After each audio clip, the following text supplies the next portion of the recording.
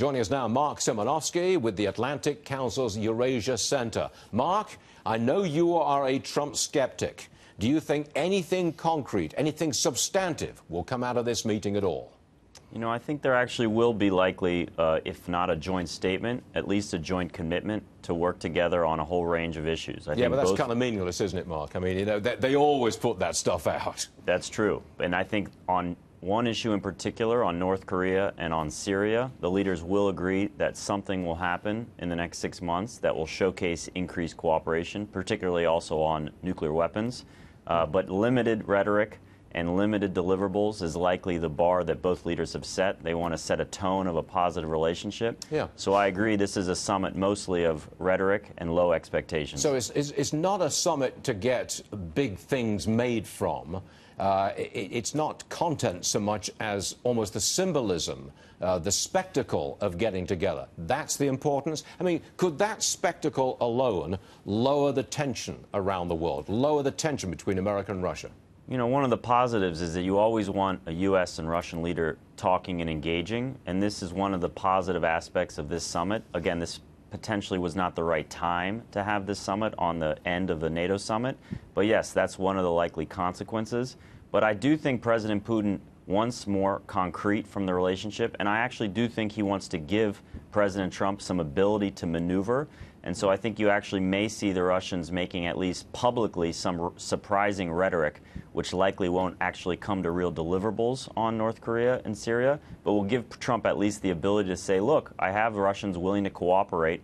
Let's find ways to work with them and at least test that proposition. The key for Trump will be whether he can convince the American people and the American Congress that he can be tough on Russia. And I think actually that's why you will see publicly him say that we had a very difficult discussion on Russian meddling, and I laid out the cost potentially.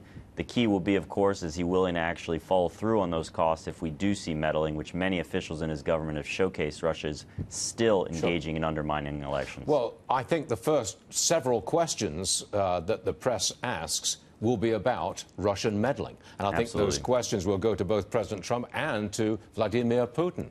But I am told not to expect much in the way of concrete action about what the Russians are going to do in the future. But, you know, you never quite know what President Trump's going to say. And faced with a barrage of questions, he may let slip a few things. What do you say?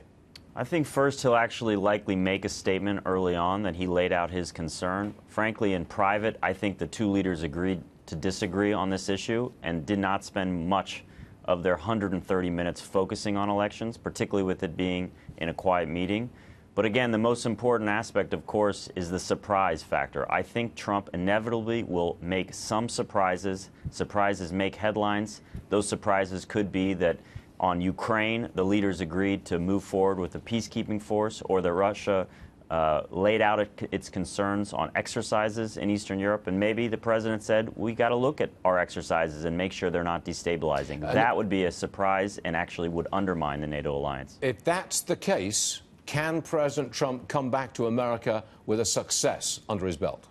I think, again, the question will be rhetoric versus substance. And again, I think there are many of those surprises that will make people in Congress and the American people really question whether we gave up too much in Helsinki and whether we did actually anything to propel American interest forward. And that will be the barometer, just as the barometer in Singapore is what happens after this summit, and Pompeo is having trouble negotiating with North Koreans. The people will find that we're going to have a lot more trouble negotiating with the Russians on substance after this meeting. I've got just a few seconds left, but big picture for a moment. Do you approve of the way President Trump is handling our foreign policy? I think there's real questions about how the president is handling our adversaries and handling our allies. I think his visit to Brussels was counterproductive, and his visit to Helsinki also reinforces that the United States is not in tune with its allies as it deals with its adversaries, and that's a problem. All right, we'll put you down as a skeptic still. Stephen, thanks for joining us, sir. We will see you again soon. Thanks a lot. Thank you.